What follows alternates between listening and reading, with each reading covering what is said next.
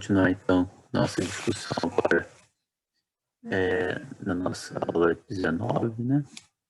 Em que a gente vai ver a questão,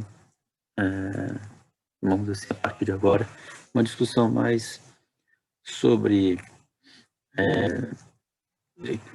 sistema financeiro e monetário internacional. Começaremos com uma perspectiva mais histórica, digamos assim,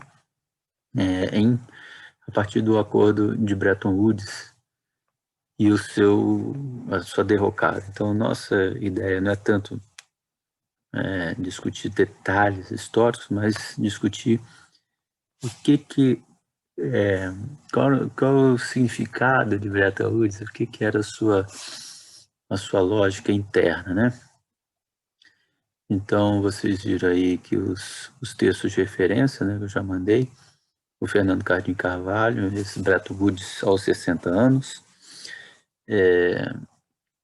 e o Franklin Serrano, do ouro imóvel ao dólar flexível.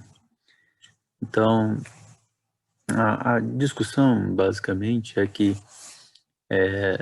o contexto em que foi celebrado, né, o acordo de Bretton Woods, ele se dá logo assim com o fim, logo ao fim da Segunda Guerra Mundial, né, em 1944, né, Bretton Woods é uma cidade nos Estados Unidos, onde foi feita essa conferência, né, dos países membros, né, do acordo, e ele basicamente eles tratavam, né, de um acordo que estabelecia regras de operação, né, de funcionamento do sistema monetário internacional, e essas regras, né, que os países membros, né, do acordo deveriam seguir, essas regras deveriam ser suficientes para superar limites, né, do sistema anterior. E para falar um pouco do sistema anterior, nós temos que lembrar que na década de 20, né, de 1920, 1900, que é uma década que conduziu a crise, a grande crise de 29, né? Então, dentro dessa década de 20,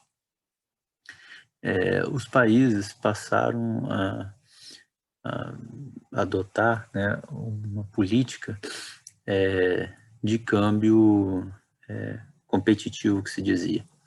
Na verdade, os países tentavam, com desvalorizações cambiais, eles tentavam ter ganhos de comércio, né? Então, as desvalorizações barateavam suas exportações e assim os países tentavam ter ganhos no comércio fazendo desvalorizações.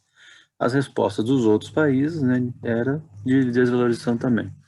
Então, o período é conhecido como Bega the Neighbor, né? Bega the Neighbor, empobreça o seu vizinho. Então, todos tentando desvalorizar, acabava que e passavam também a adotar políticas protecionistas, né, para poderem se desenvolver e tal. E acabava que o comércio internacional se reduzia, enquanto todos, na verdade, saíam perdendo, porque, né, todos tentando a desvalorização, ninguém mudava significativamente as suas posições relativas no comércio, né? Os preços relativos continuavam os mesmos, uma vez que todo mundo respondia à desvalorização do vizinho com uma desvalorização do seu próprio país. Então, na verdade, isso causava mais transtorno aos comércio internacional, e alguns acordos bilaterais, ao invés de acordos multilaterais de comércio. E o acordo de Bretton Woods, então, buscava estabelecer regras de de coordenação, né, digamos assim, do sistema monetário internacional, de forma que, digamos, todos se sentissem beneficiários do sistema, de forma que, por exemplo, desvalorizações competitivas não acontecessem e, ao mesmo tempo, os países pudessem prosperar sem ter problemas de balanço de pagamentos, né? Basicamente, os países menos competitivos, né, eles teriam problemas de balanço de pagamentos, né, teriam déficit nos seus balanços de pagamentos, e o Acordo de Bretton Woods estabelecia mecanismos de ajuste desses países deficitários de forma a manter a economia funcionando sem uma competição, vamos dizer assim, violenta entre os países membros. Então, esse era o objetivo, né? Então, o Bretton Woods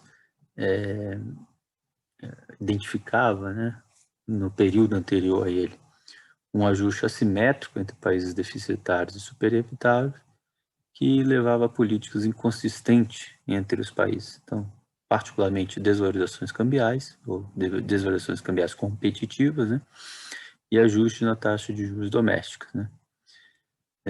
Vocês conhecem o modelo Mandel-Fleming, quando você aumenta a sua taxa de juros doméstica vis-à-vis a taxa de juros internacional, existe uma atração de capitais, né, e desvalorizações supostamente favoreceriam as exportações. E outro problema que o pessoal aqui em Bretton Woods se diagnosticava é que no padrão ouro, no caso ouro-libra, né, ou libra-ouro, o peso do desequilíbrio recaía inteiramente sobre o país deficitário, sem se reconhecer que todo déficit de um país tem como contrapartida um superávit em outro país. Então, esses eram os dois problemas básicos, né?